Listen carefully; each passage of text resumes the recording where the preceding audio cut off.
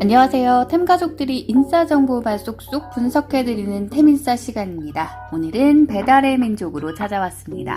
우리 모두 한 번쯤 배달의 민족에서 만난 거 시켜 먹어봤잖아요. 템가족들은 배민을 어떻게 보고 있을까요? 지금부터 차례차례 만나볼게요. 태명부터 나와주세요. 네, 태명입니다. 아시다시피 딜리버리 히어로는 우리나라에서 요기요와 배달통이라는 배달 앱을 운영하고 있습니다. 요기요와 배달통은 배달의 민족에 이어 배달앱 2, 3위를 기록하고 있는 앱이죠. 두 기업이 합병하기 위해서는 공정거래위원회에 기업결합 심사라는 관문을 거쳐야 합니다. 지난해 12월 30일 공정위는 두 기업이 기업결합 관련 신고서를 제출했다고 공식 발표했습니다. 늦어도 4월에는 이 심사가 끝날 겁니다. 심사의 핵심은 독과점입니다. 배달의 민족과 요기요, 배달통의 배달앱 시장 점유율은 98%에 달할 것으로 예상됩니다. 당연히 독점 이후에 소비자 할인 혜택이 줄어들고 배달 음식을 제공하는 자영업자들에게 받는 수수료가 올라가지 않겠냐는 우려가 나옵니다. 배달의 민족도 이런 우려를 잘 알고 있는 것 같습니다. 이례적으로 M&A를 발표하는 보도자료에 익명 관계자의 코멘트를 넣어 일본 자본을 등에 업은 C사 등 거대 자본의 공격으로 위기감이 커졌다는 내용을 담았습니다. 사실상 업계 관계자 입을 빌린 자신들의 해명이죠. 굳이 안 넣어도 되는 걸 넣어서 일을 더 크게 만들었어요. 아쉽습니다. 아무튼 배달의 민족이 C사를 언급한 것은 공정위의 시장 획정을 염두에 둔 발언으로 보입니다. 공정위는 기업결합 심사를 할 때 이 기업이 영향을 미치는 시장이 어디인지를 정하고 그 시장에 기업결합이 어떤 영향을 미칠지를 고려합니다. 단순히 배달음식 시장만 놓고 보면 점유율이 98%입니다. 그런데 배달음식이 아닌 상품 배달이라고 보면 어떻게 될까요? 새벽 배송 등으로 시장을 확대하고 있는 쿠팡, 마켓컬리 등의 시장과 배달의 민족의 시장이 같다고 본다면요, 결과는 달라질 수 있을 겁니다. 그리고 실제로 배달의 민족은 이들과 치열하게 경쟁하고 있습니다. 결국 시장 획정이 관건입니다. 이미 IT의 발달로 기업들은 서로 영역 없는 경쟁을 하고 있습니다. 공정위가 너무 편협한 시각으로 시장을 그어버리질 않길 기대합니다. 시장을 택시로 그어놔서 택시 외에는 답이 없는 모빌티 시장이 되면 안 되지 않겠습니까? 그리고 기업 결합에 대한 결합 조건도 꽤 중요할 것 같습니다. 자영업자들과 배달 종사자들이 불안하지 않도록 고용 안정과 수수료 안정을 꾀할 수 있는 합리적인 결합 조건이 부여되기를 기대해 봅니다. 맞아요. 요즘 정말 영역 선긋기는 무색해 버렸죠. 공정위가 시장을 큰 틀에서 어떻게 보고 심사를 할지 궁금해지는데요. 소비자인 제 입장에선 배달의 민족에서 가격 올라가면 슬플 것 같아요. 자, 템오빠와 템동생은 최근 있었던 인수합병 소식에 주목했네요. 들어볼게요.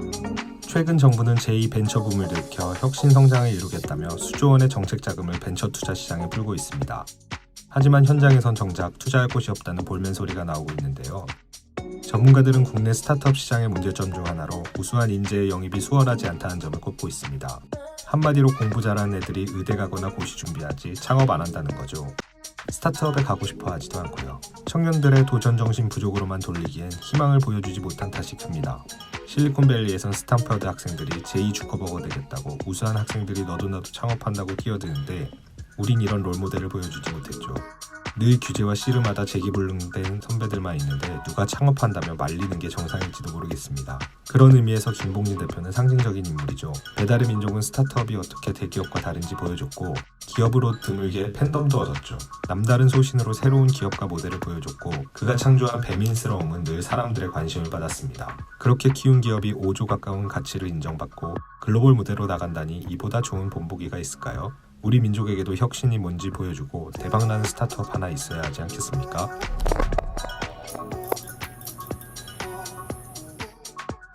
내가 지불한 치킨값은 정확히 말하면 배달의 민족의 매각금은 왜 미국과 중국의 투자업체에게 흘러들어간 걸까?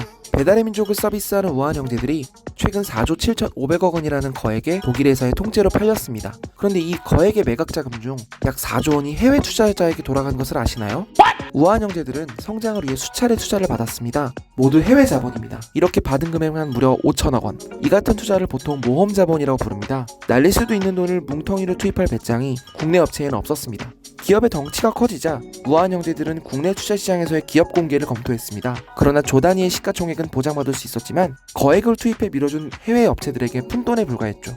또 하나의 고민은 국내 자본이 커질수록 대기업으로 지정돼 여러 규제를 받아야 했습니다. 그래서 배달의 민족은 게르만 민족이 되었습니다.